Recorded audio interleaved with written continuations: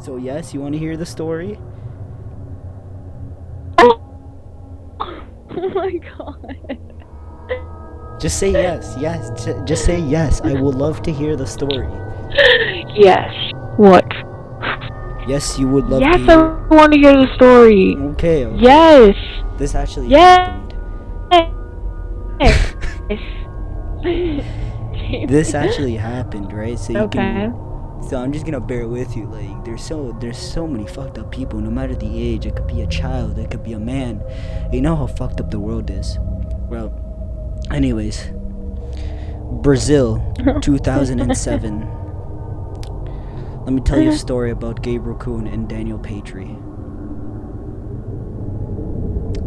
So at this time, video games were becoming a big thing, right? And some people would take it as like, oh man, I'm actually having fun with this. Like, I'm not gonna be over excessive. But some are actually very obsessive.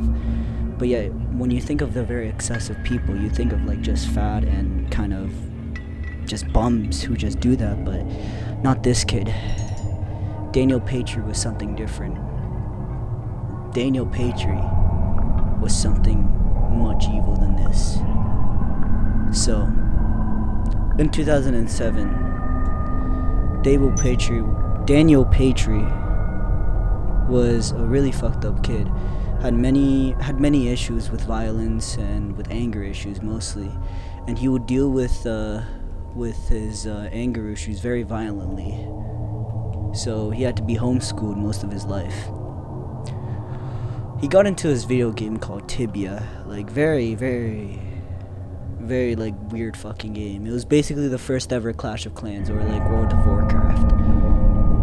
But he was just obsessed with this. Like he treated this like life or death. And he would play around with other people. He would play around with other people here and there. But mostly he would play with his neighbor who just lived next door. One day, his neighbor, his name is Gabriel Kuhn. One day, Gabriel asked for some Tibia bucks to help him out and buy a special thing for the game. Daniel agreed and gave him the Tibia bucks.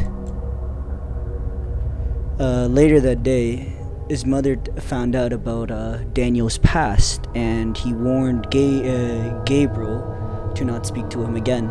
At this time, Gabriel blocked him, and Daniel saw this as betrayal. He felt cheated. He felt the world just fucked him. Daniel did not know what to do, but he knew something had to be done. He called Gabriel's house, and nobody answered. So then he called Gabriel's mom. She was away for half the time because she was at work. So then this is the time Gabriel should strike. He went to Gabriel's house, knocked on the door, and asked if he could speak to Gabriel. Gabriel was hesitant, did not let him in, but he apologized and just wanted to talk. Gabriel trusted him, and he let it in. This was the worst thing he could do. As soon as the door unlocked, Daniel bursted in, shut the door, and locked it. He then began to beat Gabriel senselessly until blood was come out. And let me tell you the ages of these two young men. Gabriel Kuhn was 12 years old, and Daniel Patry was 16. And at this time, when a 16-year-old just is basically beginning to develop, he gets this sort of strength, and more so when rage is mixed into it. Anyways. Damn. Let me continue because it gets worse. Damn. Daniel Patry kept beating him, then proceeded to do the most foul thing. Not even human possible can do this. But he then tore Gabriel's clothes off, and he pulled down his pants. He began to rape Gabriel Kuhn. He kept beating him and raping him in his room as all he saw. After he was finished, Gabriel squealed and laughed and threatened to tell his parents. This is where Daniel knew he was not gonna live anymore. He then grabbed the controller of a console of Nintendo. He then wrapped it around his neck and raped him again while beating him. He raped him and beat him until he couldn't breathe. He then had a body in his hands. He had to get rid of him. So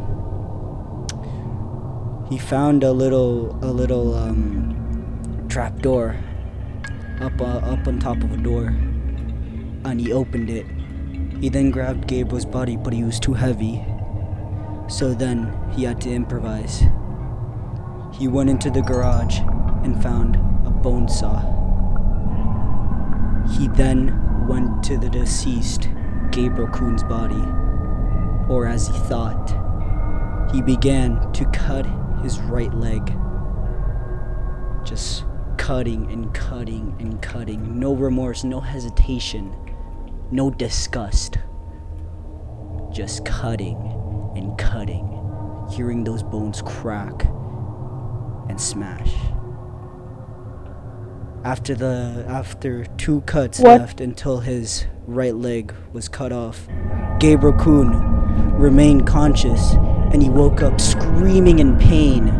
Daniel felt pleasure from this, so he decided to cut the left leg too. He then twisted the blade harder and faster so he could get more pain, and did it slower and harder. After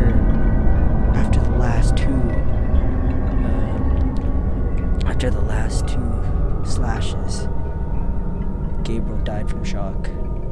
He then tried to pick up Gabriel's body, but then it was too heavy. Then he left the body there for his family to find. He was then sentenced to only 3 years in juvie and said he would do it again. What the fuck? And this happened.